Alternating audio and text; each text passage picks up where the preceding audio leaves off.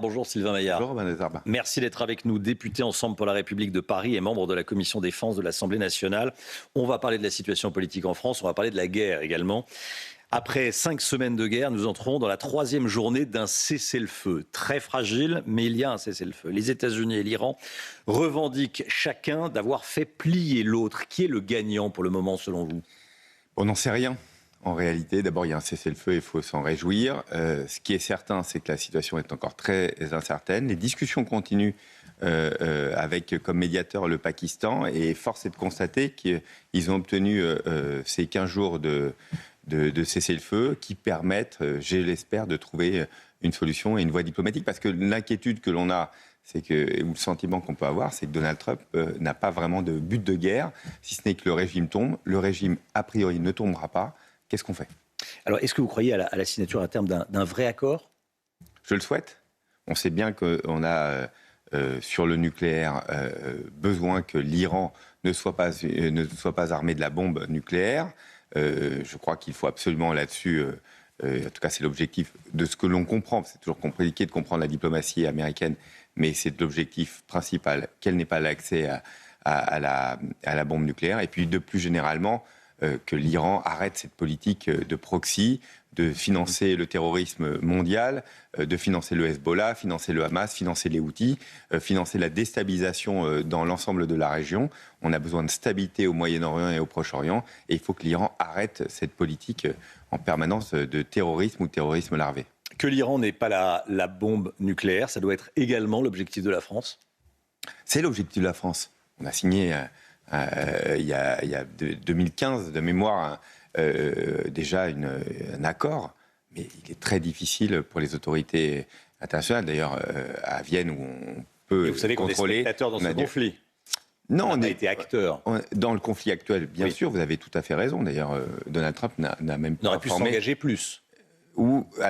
Donald Trump n'a pas informé ses alliés du fait qu'il attaquait l'Iran. C'est un fait. Mais moi, je veux rendre hommage à nos soldats français qui sont en train de protéger, entre autres, nos alliés dans la région. On a des accords de partenariat des alliés, entre autres les Émirats arabes unis. Nos Rafales, nos propres avions, sont en train de voler à l'heure actuelle dans le ciel des Émirats arabes unis, dans la région pour protéger, selon les accords de paix. Donc, ne mésestimons pas nos soldats qui sont sur place et qui font en sorte de minimiser les attaques sur les pays alliés. Sur la question du Liban, les Libanais et les Israéliens vont discuter la semaine prochaine à Washington.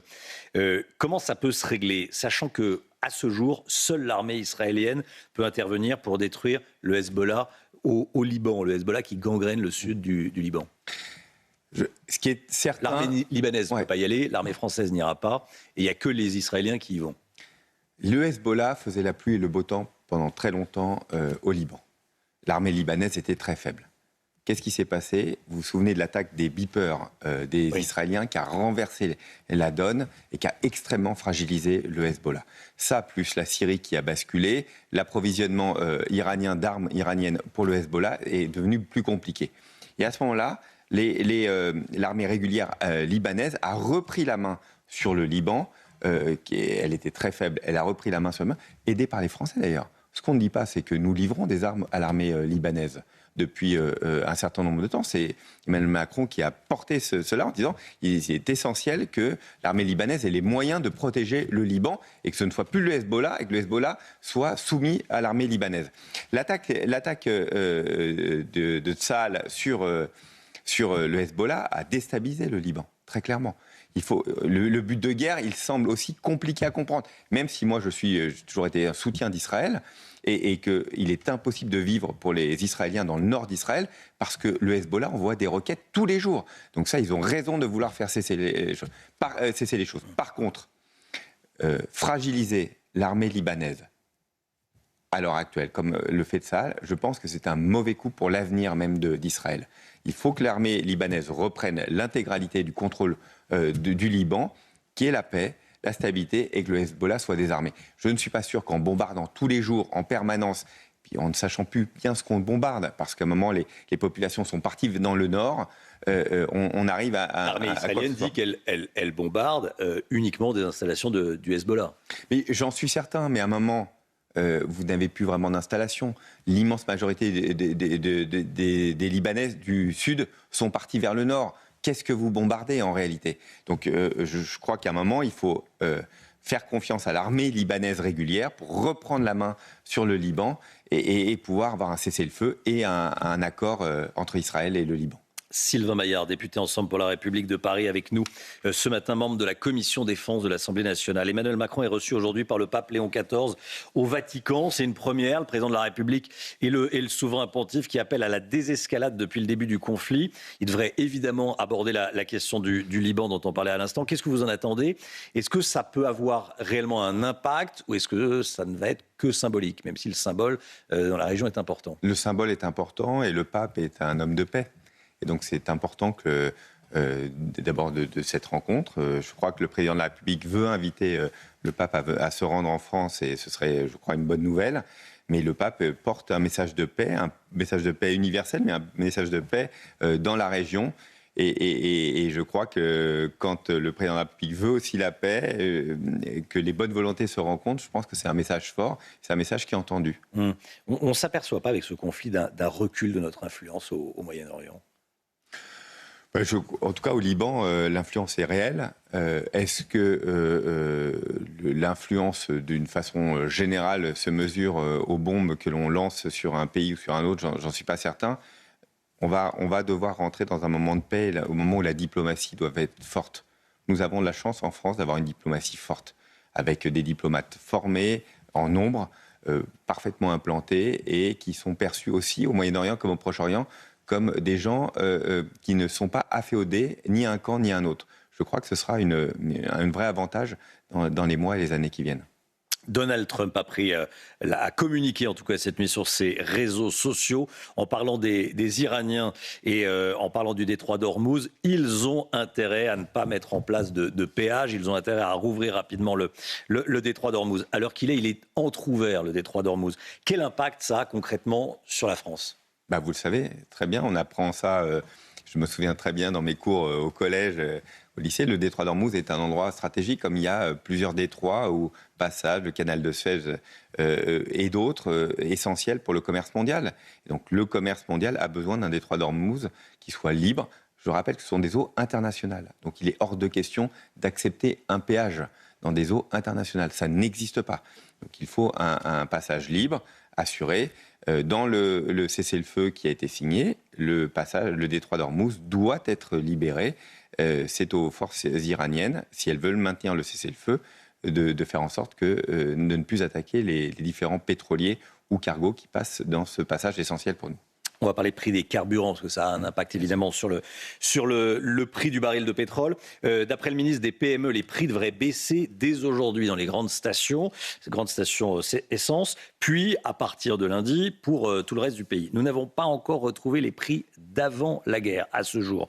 Est-ce qu'il faut s'attendre à une longue crise ? Qu'est-ce que vous dites aux Français ce matin ? C'est une bonne question, je n'ai pas la réponse. En tout cas, le prix du pétrole, regardez, il y a encore quelques minutes, autour de $95 le baril. Ça veut tout simplement dire que c'est au-dessus de ce que nous avons connu il y a encore quelques semaines. Et donc forcément, à la pompe, il sera encore supérieur pendant quelques semaines. Ce que nous souhaitons, c'est vite libérer le détroit d'Ormuz pour baisser la pression et revenir à un prix du baril qui est raisonnable et qui correspond à ce que nous avons connu toute l'année 2025. Le Premier ministre doit prendre la parole cet après-midi. Pour l'instant, il n'y a pas eu d'aide directe aux automobilistes. C'est une erreur ? Alors, ce n'est pas tout à fait vrai. En fait, il y a des aides qui sont ciblées pour les professions qui en ont le plus besoin. En tout cas, les professions qui ne peuvent pas répercuter dans leur prix de vente, par exemple, les hausses de carburant. Je pense, par exemple, on en a beaucoup parlé, mais c'est important de le redire, nos infirmières libérales qui ont besoin de leur voiture. Elles ont des actes qui sont tarifés par la Sécurité sociale. Elles ne peuvent pas les augmenter, donc c'est normal de les accompagner. Les grands rouleurs, on accompagne les différents secteurs. Les agriculteurs, avec le gazole non routier, le GNR, on les accompagne. Par contre, moi je le dis, nous n'avons plus les moyens de financer très largement une baisse de taxes ou bien accompagner l'intégralité des Français. Nous n'en avons plus les moyens. J'adorerais vous dire l'inverse. Ce n'est pas possible. Et donc il faut absolument cibler, et je le dis encore à ce micro, c'est normal que les entreprises accompagnent leurs salariés, avec le barème kilométrique par exemple,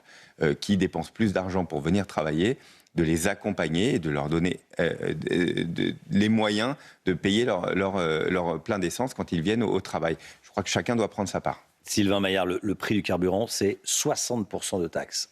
Pourquoi est-ce qu'on ne baisse pas les taxes ? Parce que c'est de l'argent commun, Romain Desarbes. C'est-à-dire que quand vous donnez une aide à une entreprise, en fait, c'est vos impôts qui payent. Il n'y a pas d'argent magique. Nous disons tout simplement que nous sommes déjà à 5% de déficit. On ne peut pas nous dire toute la journée, et à juste titre, il faut baisser les dépenses. Et puis, dès qu'il y a une crise aussi forte qu'elle soit, que le budget de l'État... Les Italiens l'ont fait. Ça veut dire qu'on est devenu un pays pauvre ? On est devenu un pays contraint par notre dette ? La dernière grosse crise énergétique, il n'y a pas très longtemps, 2023-2024, elle nous a coûté 60 milliards. Parce que nous avons accompagné tout le monde. On a baissé énormément les taxes de tout le monde. Beaucoup plus que ce qu'ont fait les Italiens, qui faisaient quasiment rien à ce moment-là. La réalité, c'est que ça a permis de maintenir une activité économique plus importante. On a un taux de croissance supérieur à nos voisins, et à l'heure actuelle encore, mais ça coûte très cher.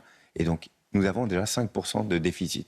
Il faut maintenir un déficit contenu. Je le dis, je crois que chacun doit prendre sa part. Les entreprises doivent prendre leur part et accompagner leurs salariés. Je crois que ça, c'est aussi un message important à envoyer. Chacun d'entre nous doit prendre sa part. Donc, les entreprises doivent prendre leur part. Ce que vous nous dites ce matin, c'est que, globalement, il faut que les Français comprennent que l'État ne va plus jouer les nounous, qu'il va falloir qu'on se débrouille tout seul. L'État joue énormément les nounous déjà en France. On accompagne sur plein de choses. Trop. De mon point de vue, je pense oui, trop.